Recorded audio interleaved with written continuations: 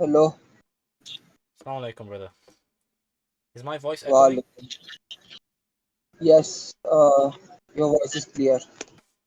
Alright, bet. Well, we can proceed at your request, my friend. Yeah, it's time, so we should start. So I think we can do it the way we did last time, right? Since I'm making the positive case, I make the first argument, we discuss it, and then we move on. Sure. Okay, so should I start? Yeah, you can start. Okay, I'm starting now. Bismillah. So in today's debate, we are discussing whether Kalam cosmological argument basically it's sound or not, it's correct or not. And basically, there are the argument is actually very simple. Whatever begins to exist has a cause. The universe began to exist, therefore the universe has a cause. Now, uh, basically, this is a valid argument. No one disagrees with this. The disagreement is whether it's sound or not. So, if the premises are correct, the conclusions are necessarily correct. Now, as a proof for premise one, I'll give two reasons for that. Firstly, throughout our experience in the material world, in the physical world, something coming into existence from absolutely nothing never happens. There are a lot of opportunities for it to happen, but it never happens. So this is just the argument from the physical evidence that we have in regards to premise one. The second is a philosophical argument. The opposite of premise one, whatever begins to exist has a cause, is something coming into existence from absolutely nothing. This is irrational. If there was truly absolutely nothing, why would anything emerge from it? Nothing has no properties, nothing has no capabilities to generate anything. It's just nothing. So this shows that the premise one is true. Now, as far as premise two is concerned, universe began to exist. There is philosophical and scientific evidence for it, very powerful evidence for it.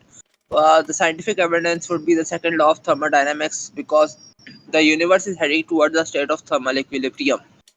If it is around for an eternity, it should have arrived at that state by now. The fact that it hasn't shows that the universe is past finite and hence it has a beginning.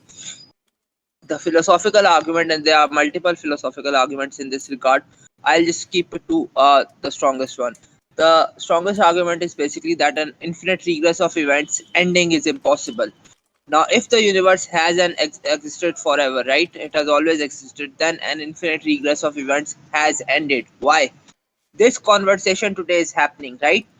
The events that happened one day affect the events that happened the day after it. This is always the case. For example, the events that happened yesterday affect today. The events that happened the day before that affect yesterday. The events that happened the day before that affect the day before yesterday, and on ad infinitum. If the universe is past eternal, then an infinite regress of events has ended in this conversation. This doesn't mean further conversations or further things won't happen, but it is the causal chain, an infinite causal chain, is ending here. This is impossible, and there's a very simple reason for this. There are dozens of arguments that can be given for this. I'll just keep myself to one. And they should show that an infinite regress of events ending is impossible. Suppose I was to give radical skeptic $1, right? But I had to ask someone else for that, and that person had to ask someone else for that, and that person had to ask someone else for that, and this went on ad infinitum. Will radical skeptic ever get that dollar? No. If that's the case, this is just one example. I can give dozens in this regard, showing that an infinite regress of events cannot end. Hence, the universe cannot be past eternal. Hence, it has a beginning. So this shows that premise one and two are true. If they are true, the conclusion is true as well. Now, radical skeptic can challenge either of these premises, and after that, we will go into why that cause is God. He can respond now. Alright, sweet. So yeah, I figured we should probably do it like that, right? Let's go to stage two after we clarify that the universe indeed had a cause. I want to ask you something. When you say that everything begins to exist has a cause and that the universe began to exist, what do you mean by that? Because I don't think we're talking about the same things here. So I want you to clarify your causal principle.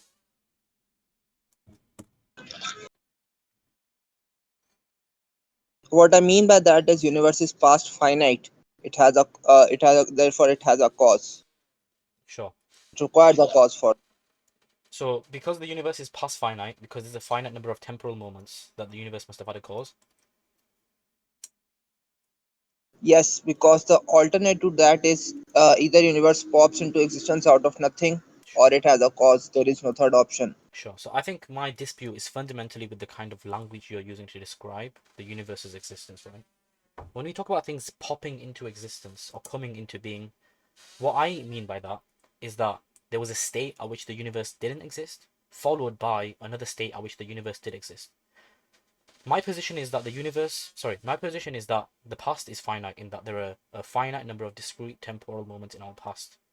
But I don't think it makes sense to say that the universe popped into being because the first moment in time wasn't preceded by anything. It was preceded by nothing. So it wasn't caused to exist. Do you see what I mean? Yes, you are making the point from B theory of time. You can just clarify it a bit for for our audience, then I'll respond to this. Sure, sure. So when I say that the first universe, the initial state of the universe exists uncaused, that is the first cause that we're talking about here. So I would agree with you that there cannot be an infinite regression of distinct causes. I grant you that for this debate. I'm kind of reserved on it, but I'll grant you because it does seem plausible. All I'm saying is that that first cause was the initial state of the universe. Yeah. Okay, I'll address this point. Uh, firstly, there are two responses that can be made with regards to the B theory of time. Uh, I think radical skeptic is making this point, and he can respond to me after I make basically I speak his position that I'm understanding it correctly or not. So what he is claiming is that on the B theory of time, past, present, and future just exist, right? Basically, on P theory, on the A theory of time, what happens is the past used to exist, it no longer exists, and the future will exist, and it doesn't exist right now. This is what happens on the A theory or the common sense view of time. The B theory of time is different from this. On the B theory of time, past, present, and future exist simultaneously. For example, yesterday, right? On our view, from our perspective, it has happened and it no longer exists. But on the B theory of time, it actually exists. The problem with his claim is, and the reason, this is the reason no philosopher or scientist make this claim, even though most of them are B theorists. Just because on B theory of time, past, present, and future do exist, right? Always that doesn't uh, that does nothing to negate the requirement of a cause. And there's a very simple reason for this. On the B theory of time, right? Let's suppose I am to build a house tomorrow. That house, I haven't built it today. I'll build it tomorrow. On the B theory of time, that house always exists. It just exists. But does that mean that there is no requirement of a cause? No, a cause is still required because it's past finite. So that claim does not work. Secondly, what radical skeptic, you can respond after this point, right? What radical skeptic seems to be positing that the first moment in time it just exists, right? It always exists. But I think he's confusing two things. Always exists in a B theory sense, meaning it just exists. But in that scenario, like for his claim to be plausible in this regard, the first moment in time has to exist eternally in both sense, in the sense of B theory and also in the past infinite sense. If that's the case, the first moment of time is not a moment. It's something else because moments pass and moments are finite, but the first moment is eternal. So I think there are multiple problems with this position, and this is the reason basically no philosopher or scientist makes the claim that the B theory of time in and of itself refutes the Kalam. He can respond now. Sure. I don't know where you heard the B theory of time. Could you tell me why my position commits me to the B theory of time? Because I think my position was just as well on A theory as on a B theory. Okay. The basically the B theory claim, as you should know, I think you do know this by the way, Yeah, I do that know. on the B theory of time, past, present, and future exist, just exist. This is the normal atheist argument. If you are not making this argument, I'll apologize for basically misunderstanding your position. But on the B theory of time, your argument is what I described it to be. Let's suppose you are making this argument on the A theory of time. On the A theory of time, right? Your claim is that the first moment exists eternally, first moment or whatever the first thing is, right? You can call it the first minute or first second or whatever. It exists eternally, it always exists, it exists for a past infinite amount of time, or it just exists basically without time. You can make either point in this case, with or without time. In either case, that first moment, or what we are calling first moment, is not a moment for a very simple reason. Moments pass, moments change, moments pass one after another, but that first moment, supposed first moment, is eternal. You cannot call that a moment. So what seems to be, if you make this argument like you are making on the A theory of time, right? That first moment is eternal. It's the first cause. Like, you're basically making that first moment into a god, or that's equivalent of a god. That would be my response. Sure, I just don't see how that follows, right? So, firstly, I didn't make a claim with respect to which theory of time I'm subscribing to. I think my argument works just as well with either theory of time. I'm just trying to undermine the causal principle you're proposing, because what I'm saying is that since there was no time when the universe didn't exist, the universe is extended through all points in time. I don't see why it would require a cause external to itself. Do you see what I mean? Am I confusing? Uh, so even if I grant your point, right, and actually I will grant this point, you can make your point even though it's incorrect on either theory. Either way, I am addressing it on both theories. So I think your point's implausible on both theories. Now, your claim basically is that, okay, tell me if I'm misunderstanding you or not, right? Let me, because I think this is a complicated topic. So I'll repeat your position and tell me whether I'm misunderstanding you or not. Your claim is that on either theory, the first moment can just always exist. It can be eternal, Wait, who said? right? Wait, no, I didn't say always though. I just said that that state had to obtain, but it's of course it doesn't always exist because it doesn't exist now. So did it come from nothing, or Um, did it just exist eternally? what do you mean? Did it exist eternally? There was no before it. That was the first state of the universe. There was no before it. But if the universe is past finite, right, there is a beginning. Sure, but I don't You agree with your won't causal disagree with principle. that. No, but I And wouldn't. I wouldn't. on Wait. either theory, you can actually you can speak now. I'll let speak after. Yeah, sure. I just disagree with your causal principle, right? I don't see why I should grant that everything that begins to exist has a cause. Since the universe can be past finite and not require a cause for the first moment in time, I don't see why that follows. Okay, I'll address this point. Firstly, if the universe, because you're not making this claim on B theory, right? You just think that it's applicable on either theory. You said this earlier, So could you say that again? right? Could you repeat I'm that? sorry, I can you never got repeat that. what you said? I never heard you say that again. I think your voice is a little bit breaking up. Can you just speak again what you said? Can you hear me? Am I good? It's better now. Yeah. I was just saying that I never heard what you said. So could you repeat that? Okay. So earlier on you were saying that your point is not bound to either B or A theory. It's applicable on either theory. You agree with this? You've not demonstrated why I'm committing myself to a B theory with this proposition, so I'm agnostic on that for now. So no, whether you're commenting or yourself or not is a different thing. You are saying, I'm just asking about your position. You are saying that the point you are making is applicable on either theory. I don't see why it's not applicable in either theory. Yeah. Okay, okay. So in that case, right? Because I don't have just to go to B theory. In that case, I can go on either theory. In that case, the first moment, right? If it is beginning, either it's popping into existence out of nothing, or it has a cause.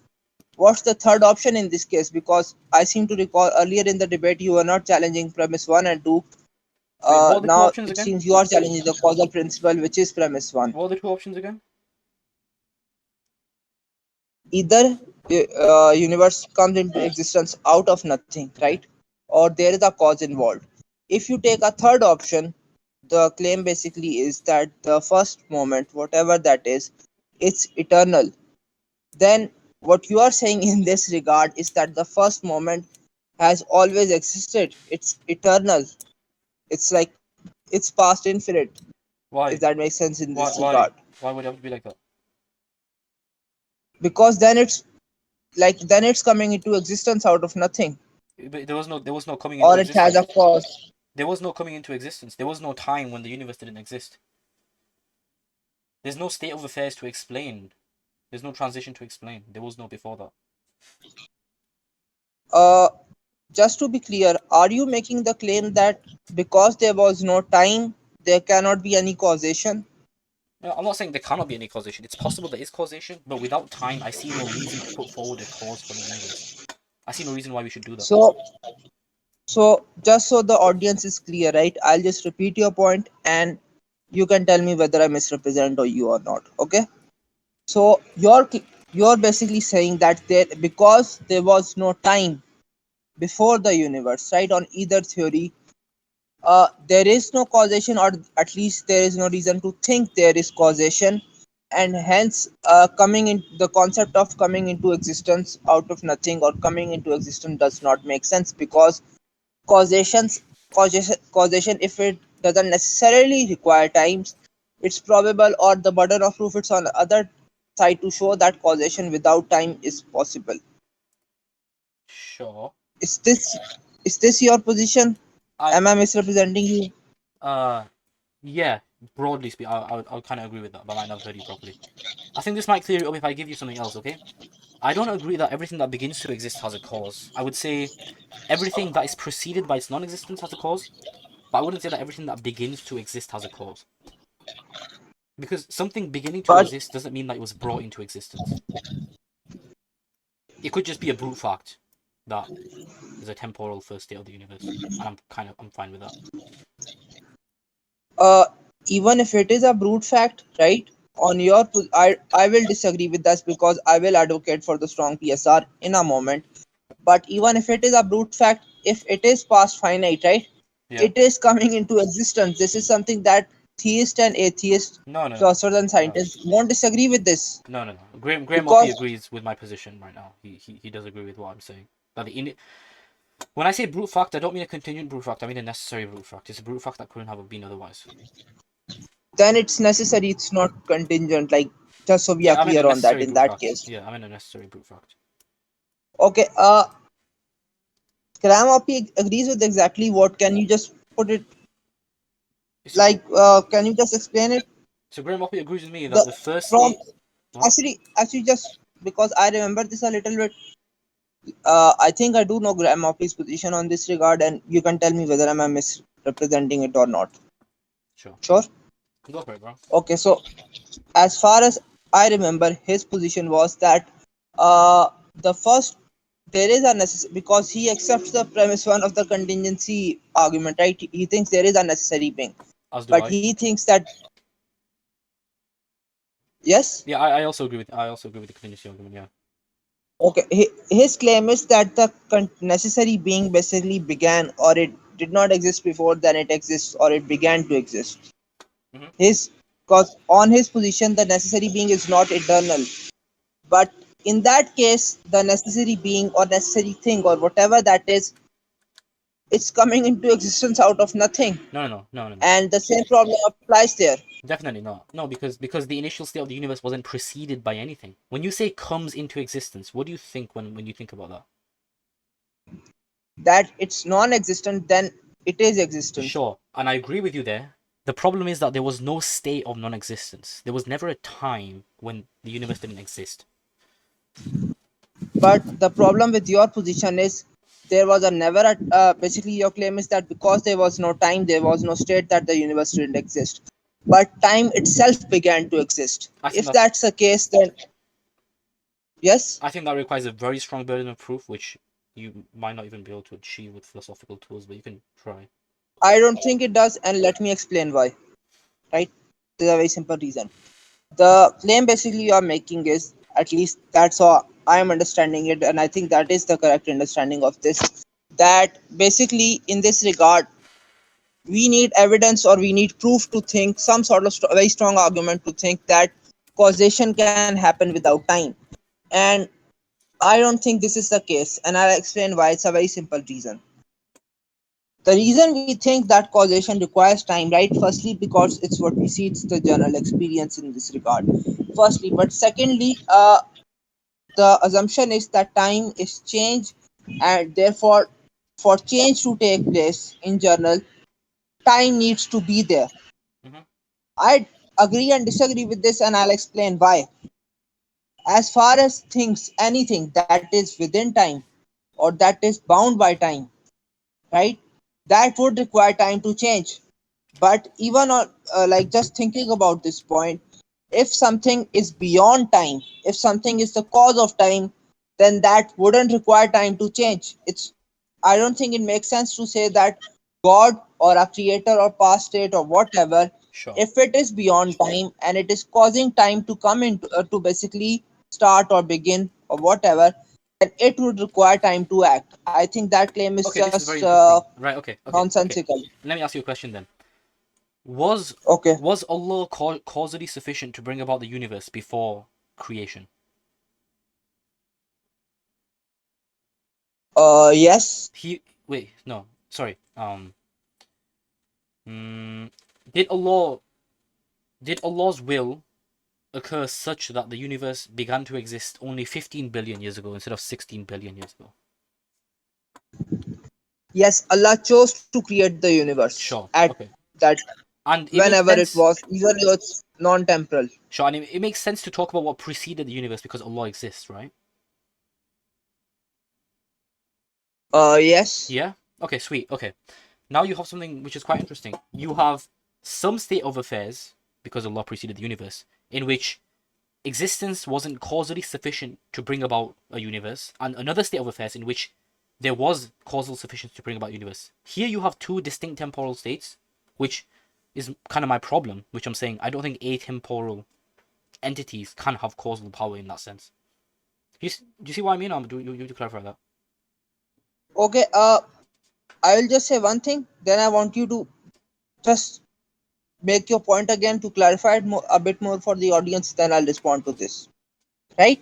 Uh-huh. So your claim is that the problem with the entire my position is that a sequence is taking place after time and a sequence is taking place before time.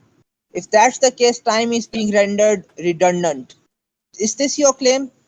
I'm agnostic on that. I didn't really comment on that. All I'm saying is that Allah does he has two distinct But temporal you are states. saying there are two causal states, right? Two temporal Precisely, yeah, sequence precisely, states, precisely, one with precisely. time, one without time, and in this case, time is sort of rendered redundant. This is what you are saying. I wouldn't say it's redundant. I just say Because that you can't say it's atemporal. you can, if you don't take the term redundant, you can take that basically time is not necessary then for causation. Sorry, This could you say is that again? like time like sequences can exist with time and without time, because this is what you're claiming my position is, Mm-hmm. and this is what you're saying is problematic. Yeah. This is exactly what you're saying, right? Wait, say that again, bro. Okay. Okay, you can. Huh? Hello, Hi. Go on. You can talk, bro. can you just repeat what you said? I asked you to repeat what you said, so you can repeat what you said. Okay. So basically, as far as I am understanding your position, and let me just get this out a bit. I'll address the problem with your claim as well, and then you can respond, right? So what you're basically saying in this regard is that in my position, right, there's a temporal sequence or there's a sequence of events before time and after the beginning of time, and time seems to be rendered redundant, or basically it's basically cherry picking or saying that you can have causation with time, without time, etc. At least that's my understanding of your position, and I don't think there is any other way to understand your position in regards to this argument. Okay. Now I'll respond to this with a you can address why you think I'm wrong later. Wait. Let me just address why your position is not correct. Here's why your position is not correct, and there's actually a very simple reason for this. Again, there are two, in my belief, right? There are two sequences, one with time and without time. The problem is, again, the second sequence, basically the material universe, for humans or for material things or material causes or whatever, time is a requirement to act. We are bound by time. We are limited by time. It is a limitation on us. This is why we require time. As far as God is concerned, right? Or an intelligent creator, or basically whatever is the cause of the universe. You don't even have to have God as the cause of the universe for my point to work. In that case, God is the cause of time. God, or the cause of the universe, or cause of time, has power over time. In one case, in the second sequence, we are limited by time. In the first sequence, whatever that causes, that has power over time. If that is the case, I don't think that first cause requires time to act. I think that claim is just nonsensical, Right. Okay. So because again, we are limited by time, we are bound by it. But God, by definition, or exclude God for a minute, whatever the cause of time is, that cause by definition has power over time, control over time, right. Okay. authority or whatever I see. over time. So I don't think that needs time to act. Okay. You No. can respond to this Yeah. point. Sure. I think you might be mistaken here because I was critiquing your proposition that the cause of the universe is atemporal, and I was saying that atemporal entities can't have causal power. It may very well be the case that this universe right now is caused by some fourth dimensional multiverse with its own time, right? All I'm saying is that it can't be atemporal. That's what I was saying. So, yeah. I don't know why you went like a 5 minute tirade. There was no need for that. You can't just talk to me, you know? Like, but yeah. Yeah, we can talk, but we were talking the entire time. Because how I understood your position, I had to address that point, because that's Sure. the only way what you're saying makes sense to me. As far as the point about multiverse is concerned, maybe you can elaborate on it a little bit, and then I'll address the point, because there are basically a lot of problems with the multiverse, both Wait. philosophical and No, no, scientific. I was, And no, you Omar. can No. make the point about multiverse first, right? You can make your claim in this regard, and then I'll address it. Wait, no, the multiverse is not. It was a hypothetical. There was no need to. I don't care about the multiverse. It's Omar, you can unmute. I wasn't talking about the multiverse in that But sense. I was just merely positing as an example of something which cannot cause atemporally. I just don't think atemporal entities okay, can have causal power. okay, here's what I'm thinking, right? Even the point about multiverse or whatever, even if you don't take the position of multiverse, you just positing is as a possibility, right? A hypothetical scenario. That discussion, whatever that discussion is, it's regarding what the cause of the universe is. Because in that hypothetical scenario, the cause of the universe can be the multiverse, right? Sure. No, it's a Sure, hypothetical to right? tell you about what I mean So, by atemporality. can you repeat what you said? Okay, let's say that the Big Bang was actually caused by an higher level multiverse with its own like temporal sequence, which is distinct from ours. Would you think I was accurate in describing that cause of the universe as atemporal? Uh, Here's what I would think in that regard. I don't think atemporal causation is impossible. So just in and of itself, I don't think that would be an issue. I think that position is wrong, and there are other reasons for it being wrong and for my position being correct. But in and of itself, atemporal causation won't render your position incorrect. This would be my response to that. Oh, But in this regard, right, I think something we can agree on. Whatever that sequence is, that is a discussion of what the cause of the universe is. Because in your hypothetical scenario, right, you said the universe is caused by a multiverse or whatever is like that. mm-hmm. That is a discussion of what the cause of universe is. Sure. That's a separate discussion, because till this point we can you can address after this point. You can agree that there is a cause of the universe and universe began to exist. That's the thing we can both agree on. What we will disagree on, what the nature of the cause is, you can address this point. Wait, no, you didn't answer my question. I said, did you? I said, if this universe right now, the Big Bang that happened 13.8 billion years ago, was in fact caused by a higher level multiverse, which has its own temporal sequence of events distinct from ours, would you deem me an accurate would you deem me an accurate portrayal to describe that as being atemporal? Okay, I thought your question was that whether the concept of a atemporal or a second temporal multiverse is implausible or not. I I was answering that, and I don't think your position is implausible just because of atemporal causation. But in just to respond to this point, right? In that case, because there is a second sequence of temporal causation, right? The problems that are required, that sequence cannot be passed infinite. It would have to have a beginning as well. In that sequence, whatever that sequence is, the same problems would apply that apply here. If you posit a second universe or a multiverse, temporal multiverse, right? A second temporal multiverse that would require a beginning for the same reasons that this universe required has a beginning and has a cause. I don't disagree with you. Do you think the answer to my question is yes or no?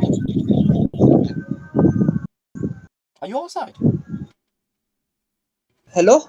Yeah, I don't disagree with anything you said. I'm just asking if you think the answer to my question is yes or no, because I think we're talking about two different things here. Uh, I think the answer to your question is yes and no. Yes, in the sense that the immediate cause of this universe could be that hypothetical multiverse. But that multiverse would have to have a beginning, and that beginning would have a cause for the same reason this universe does. Um, I think we're not making much headway in this discussion. Maybe we should Yeah, I think. backtrack to something else. Do you think we should do that? I, can you give me a moment? I'll return. Absolutely, no problem at all. Uh, by the way, how long are you staying for? If you don't mind me asking. I think. Do you guys want to ask him questions? Because we can't do that. Okay. Are you on train? Hello. Hello? Hear me? What was that, bro? Hello. Yo, you alright? Yeah. I'm not on a train. The weather here is windy, Oh, okay, no problem. which is what you're hearing. Right, no problem. Uh. So yeah, I agree that we. I don't think we need to discuss this point anymore more because we have discussed it more than enough, especially regarding whether there's a cause or not and whether universe began or not, right? Sure. Although I think most of the time was spent on whether the universe has a cause or not. We didn't really spend that much time on the beginning. I think what we can discuss right now, for the rest of the time of this debate, is what is the nature of that cause. Sure, let's grant you stage. Let's Because grant that, you stage one. I don't agree with stage one, by the way, but we'll grant you it because I do grant the contingency argument. So let's go to stage two. okay, we can now. Come on, give me Let the me make my sifat. argument for stage two. Let me make my argument for stage two, and then you can respond. Right? Go for it, bro. Okay. So Oh, actually, wait one sec, bro. basically, How long are you staying for? 15 to 20 minutes. All right, but no problem. I can say. Cool. You want? Okay. Okay, that's fine. Okay. So basically, now we are discussing what's the nature of the cause of the universe because we have discussed the whether there's a cause or not topic enough. So I'll be arguing the cause of the universe has four properties that can be proven quite easily. That cause is eternal, that cause is powerful, that cause is willful, and that cause is intelligent. As for the eternal, let's suppose that cause is not eternal, right? It also began to exist. Then that cause itself would require a cause. And let's suppose that cause is not eternal, then that cause itself began to exist, and that cause itself would require a cause, and we would end up in an infinite regress. To avoid that, we would have one eternal cause. This is the reason for the cause of the universe being eternal. Now, whatever that cause is, I think it's very easy for us to agree that that cause is powerful. Whatever that cause is. Why? Because the there are 10 to the power 80 atoms in the universe. Each one of them has an absolutely massive amount of energy in it. If that cause, whatever that cause is capable of producing this amount of energy, I think that cause has to be powerful. So this is the argument for the cause of the universe being eternal and the cause of the universe being powerful. As far as the cause of the universe is being willful is concerned, right? There's actually a very simple reason for that. Now, let's suppose there is an absolute first cause, right? And I think that's proven from the eternal and powerful thing. Either that cause itself is acting, it's choosing to act, or something is forcing it to act. In that case, in the first case, choosing to act, it clearly has a will. If something is forcing it to act, that can be either something will a will or a physical mechanism or some sort of physical necessity, right? I'll tackle all three issues. As far as a mechanism is concerned, whatever that mechanism itself is mechanisms requires change. In that case, the what we are calling the first cause is not the first cause. The beginning of that mechanism is the first cause, and the same problem applies there. Let's suppose that cause is some sort of physical necessity. Now I'll just posit a hypothetical here. Let's suppose that necessity is a machine that is producing universes either one after another, or basically millions at a time, then again millions at a time, whatever. In either scenario, right, if that mechanism is necessary, if it's just there, it's necessary, it is always producing it, it's producing universes or sets of universes one after another, an infinite case always happening. So the same problem of infinite regress, or basically impossibility of traversing an infinite regress, will apply there.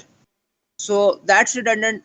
So both these options don't work. The remaining option is there's something else with a will. uh, so in this case, either the first cause has a will, or something is forcing that cause to do it, and that something that is forcing has a will. We can use Occam's razor to eliminate the second option, and we can stick with the cause of the universe having a will. Now, I understand this is a bit complicated, but I'll give Radical Skeptic time to respond to all of these. Sure. Okay, let's start. I guess. You didn't mention transcendence. That's interesting. Let's talk about intelligence, right? No, you know what? Let's not talk about intelligence. That would be a ridiculous thing to talk about. Can I ask you what the issue is with saying that? Mm, I'm sorry, Radical Skeptic, can you just start again? Like, I couldn't hear the first part. I think there was a problem with the internet on my end. Can you just repeat? okay, that's fine. No problem. I'll repeat it. Right. Let's talk about your reasons for saying that the cause is personal. Right. I do agree with you that I think if an atemporal entity caused the universe to exist, it can't be a mechanistic, deterministic entity. But I don't think that gets you to libertarian freedom, because I can posit perfectly coherent physical models of spontaneous causation, and we can, we can get there from there. So how would you respond to that? Because I can just say that it's like some indeterministic process in which the universe, the cause of the universe isn't necessarily cause the universe, but it can if some spontaneous action is performed. I see no reason to posit libertarian free will. You can respond. Did I talk unclearly there? I may have talked unclearly there. Go on, you can respond, bro. Hello. Yo, did I explain that party? I explained that party, didn't I?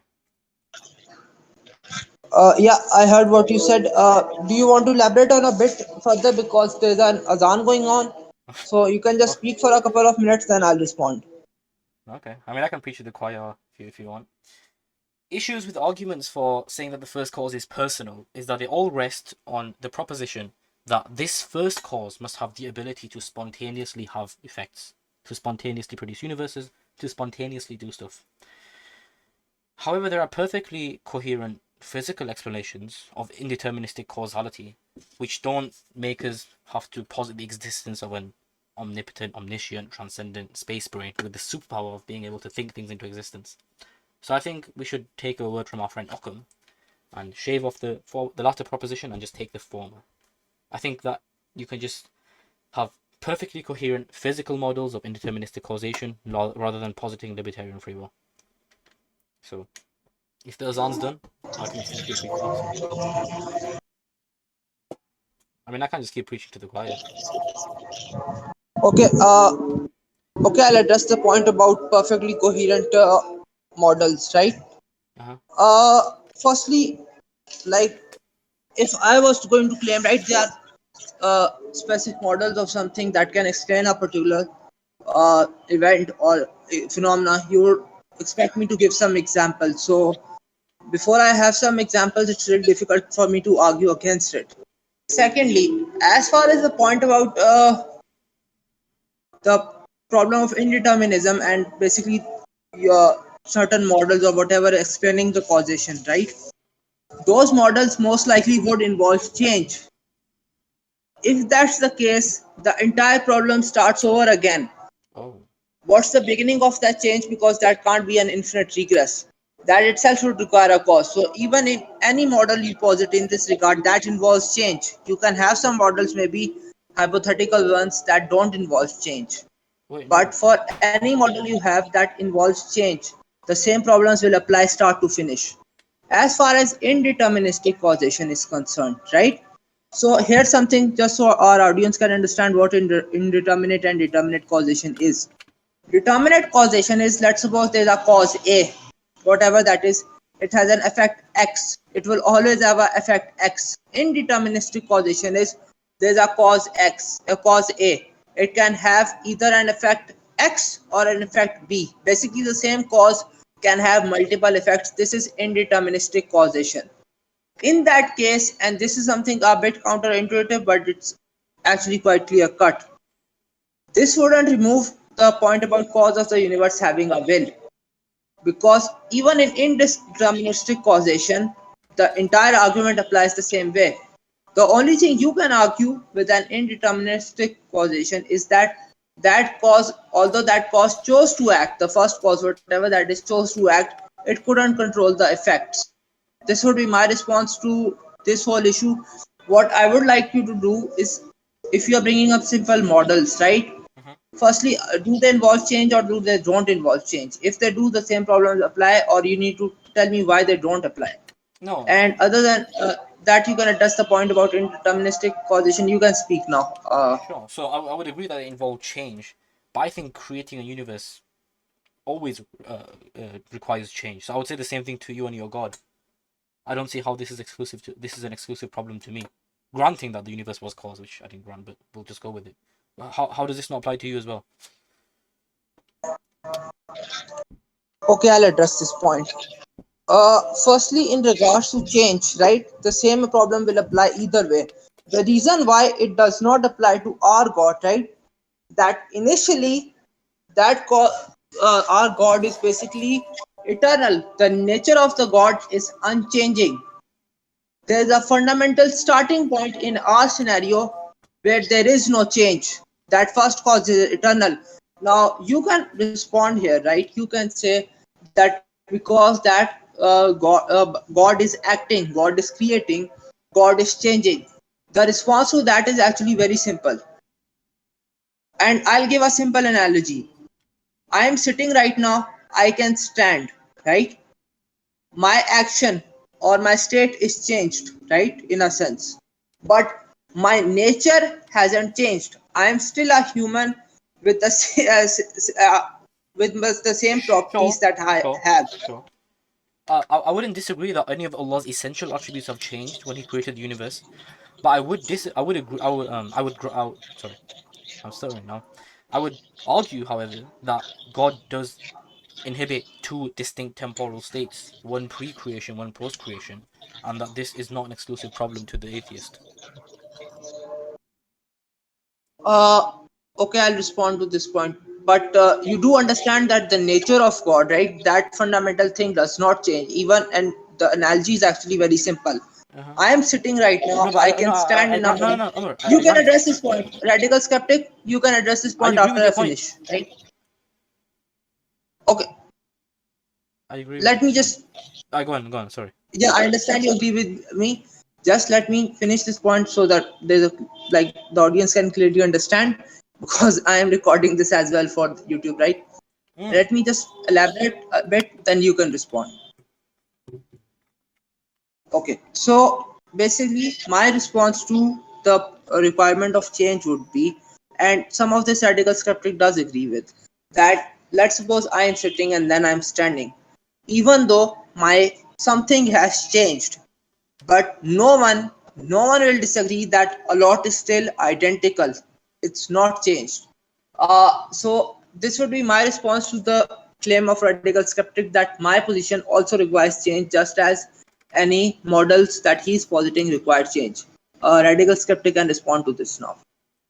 I mean, you just repeated what you said previously, which I granted you. But you would have to take back what you said previously about change undermining indeterministic causal explanations for the first cause. Right? Surely? Because you've said to me that Uh, God changes as well, so we are on the same ground here. I don't think we are on the same ground because, Why? yeah, I apologize for that. Uh, any model, right? Any model you can posit in this regard. I don't think it has any stability. Like it does not have an eternal, unchanging nature. Like something fundamental that is unchanging, and then it begins to change. Mm-hmm. The models you would be positing always have change, and so the same problems apply there. Wait, do you want a testable model?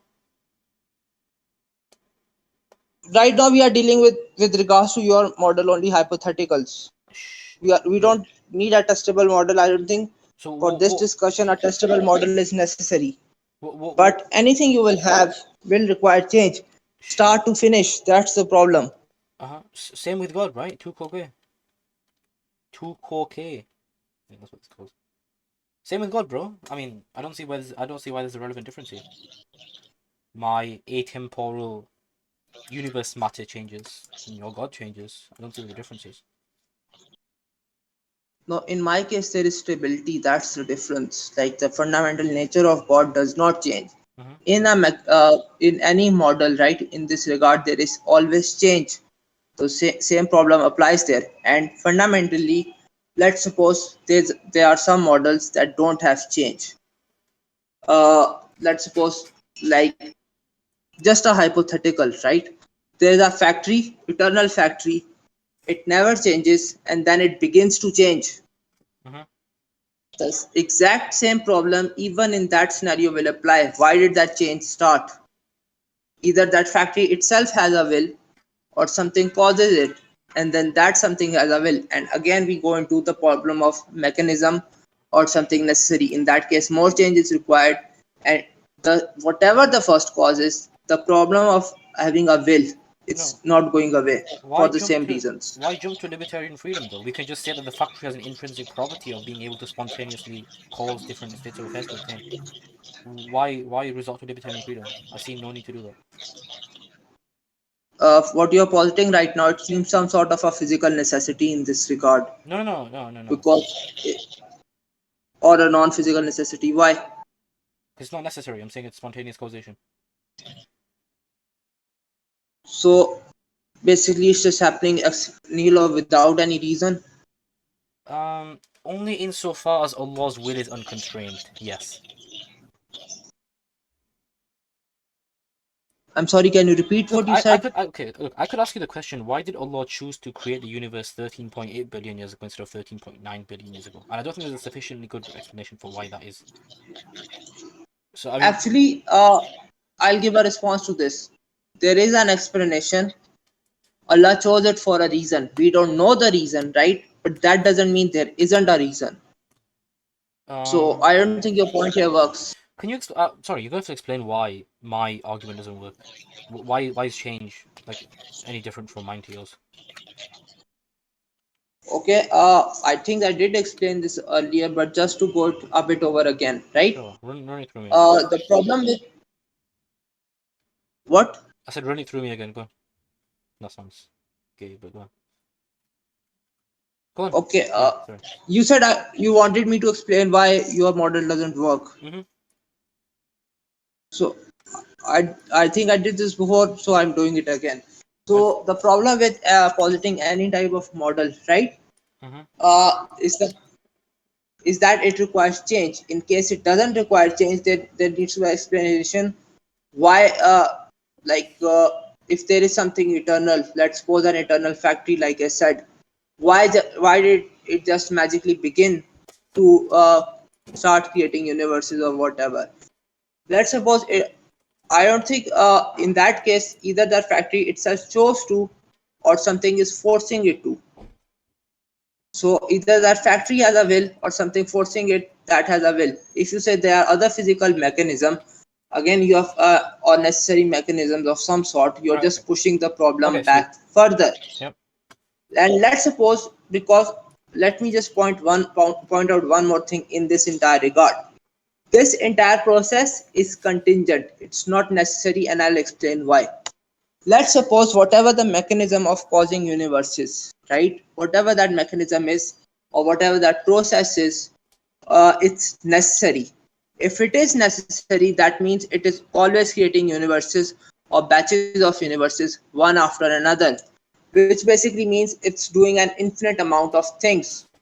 And again, the problems that apply, the same reasons that the universe has to have a beginning are the same reasons that mechanism or whatever that process is, it also has to have a beginning. So you are not Sure. going away from the universe having a will, or the cause of the universe having a will, whatever that cause is.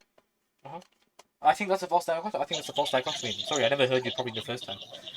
You said if this atemporal, eternal cause of the universe causes the universe, there's only two options, right? Either it chose to cause the universe, or something's forcing it to cause the universe, right? Would you agree? You agree with that?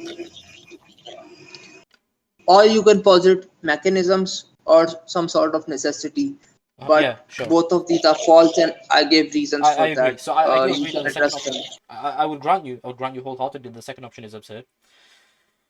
But your first option isn't the only way to achieve the result you want, because you could have um a cause to the universe which intrinsically has this spontaneous indeterministic property, and that would be equivalent. That would get you an equivalent result to libertarian free will and be more parsimonious.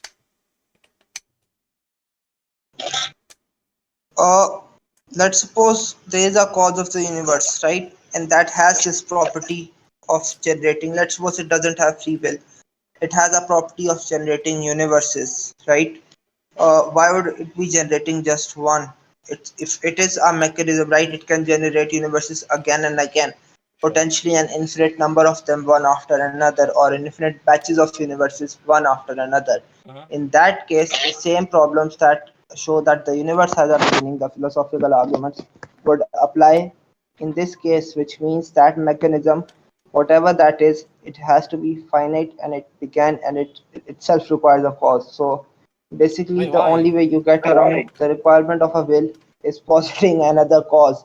But the same problems, the same requirement of a will would show up there, and again you can posit another cause, but that the same problem is just being jumped over and over again. Yeah, but So this would be my response to all of I mean, I don't this. know. I feel Now, like if we just say the exact same I thing to think you. we have discussed like the point about causes of the universe having a will sufficiently. Like we have discussed it for 20 minutes. All right, but Is there something more you would like to go on here? Because if not, then I would like to move to the cause of the universe being intelligent. sure. Let's move to intelligence then. Okay. Were you gonna give the fine tuning argument? Yeah, Sure. So I'm I'm gonna give you sorry this I didn't pretend. hear you. My volume was a bit low. I presumed you were It gonna was give my the fine mistake. tuning argument to demonstrate the intelligence of the cause. Yes, Sure. Do you want to talk about that now? I'm sorry. Can Do you want you? to talk about that now? Uh, yes. Sure. Okay. I will just ask you how you know the constants of the universe are free to vary. Are regionary or necessary? Yeah. How What do you did you know? say? Yeah, how do you know that the constants that we're talking about are free to vary? Are free to vary. Yeah. Okay, so you're basically claiming that how do I know that constants are necessary and not are contingent and not necessary? Okay, Precisely. I'll explain this, right? Firstly, the main reason I know how the constants are contingent and not necessary, and you can bring up the PSR here if you like. The main reason I know this is because universe began to exist. If that is the case, the constants themselves began to exist, and they are contingent. Secondly, just make another point here, because this is something, this is a major contradiction in atheist arguments in this regard. When when dealing with the Kalam cosmological argument, uh, the atheist claim is that for something to be impossible, there is like for something to come into existence from nothing or whatever, for something to be impossible, strict logical contradictions are required, right? In case of fine-tuning arguments, no atheist will claim that these constants having different values is strictly logically contradictory. Mm-hmm. Then on principle you can't challenge the impossible. But let's ignore that criteria. Include metaphysical impossibility, which we should include in this regard. Yeah. Even if we include that, right, what's metaphysically impossible about these constants having different values? Can you give me one moment, then you can respond. Wait, so do I just not respond while you? Mm,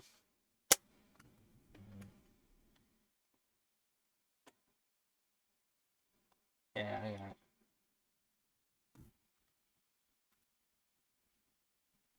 It would be weird for me to like type in the chat if I've got like a mic. Like, I can just talk to the chat. Yeah, it lasted longer than I expected. I thought he'd be gone. Oh, yo. uh, you can respond now. I think we don't have like I don't have a lot more time, Okay, no problem. so we can make this a bit brief. You can respond to this point and just we can make the closing whatever. Sure. Okay. That's fine. I mean, I don't really want to get boggled down into a debate about fine tuning, but we can, I guess, if you want. I don't know why you mentioned logical possibility. We're talking about metaphysical possibility here. Of course, it's logically possible for the constants to have to be different. Nobody disputes that. But you'd have to demonstrate positively why it's metaphysically possible that these constants are free to vary.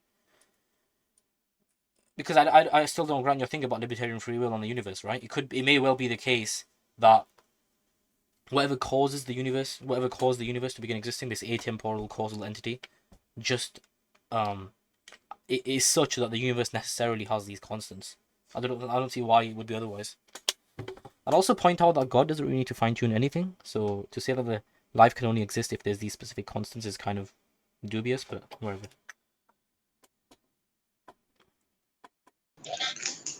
Okay, so I'll just make my final response and then you can make your final response and we'll end this, right? Because I have to go. No problem. So here's the basic response. I don't think you addressed the point about beginning of the universe, because here's the problem for the atheist claim. If the universe began to exist, these constants are by definition contingent, not Mm. necessary. This problem is not going away. If the universe began to exist, and I think it's very easy to show that universe began to exist, these constants are by definition contingent. Now, you said that physical necessity, some sort of physical necessity, is involved in this regard. That I shouldn't bring up logical contradictions. Firstly, in this regard, atheists made up the criteria of strict logical contradictions, and you don't need to take my word on this. Go watch the first Kalam documentary and the fine tuning documentary. You know the ones I'm talking about. In one, the Wait. atheists are saying that for something to be impossible, uh, strict logical contradictions are involved, right? In another case, they are saying that this is not the criteria. So this is the problem for atheists in this regard. Firstly, secondly, as far as metaphysical impossibility is concerned, right? In general, because there are three options here, three things. I think you just mentioned two: logical contradiction, metaphysical. That's the first one. The second one is metaphysical possibility and impossibility. The third one is physical impossibility and impossibility. Metaphysical and physical are two different things. One, we on the first one we agree there are no logical contradictions in this. Second one, as for metaphysical necessity, again, why should we think that these the constants having other values is metaphysically impossible? There is literally no reason to think this. What's metaphysically impossible about these constants having different values? And these constants are contingent because universe began to exist. The third one is physical necessity. And this is basically some sort of blind physical mechanism that will explain all of these constants and fine tunings. Firstly, here's the problem here. If the universe began to exist, there is no physical necessity. It is all contingent start to finish in the universe. Secondly, let's suppose there is a physical process that declares how fast the expansion or how slow the expansion of the universe was.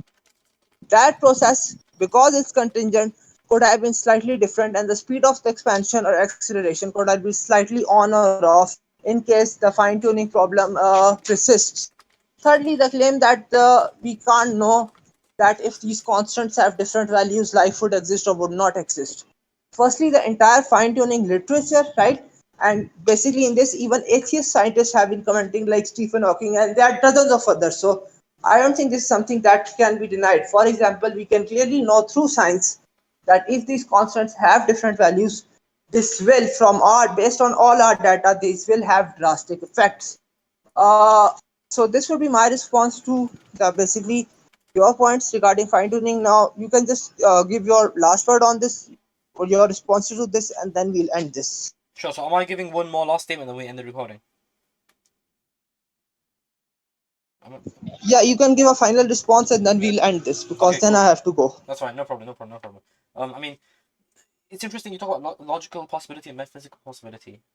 I am not atheists. Atheists are not me, right? Atheists aren't a monolith. Just because some atheists take some position on logical necessity of the constants doesn't mean that I have to take that same position. So, I mean, you can attribute that to me, but you can't do guilt by association. It doesn't work like that. Secondly, I kind of just wanted to shy away from this whole thing because I kind of do agree with you that if the universe was brought about by an act of libertarian free will by a free agent, an atemporal free agent, then yeah, the concepts probably were free to vary. But it's just that I wouldn't grant that, right?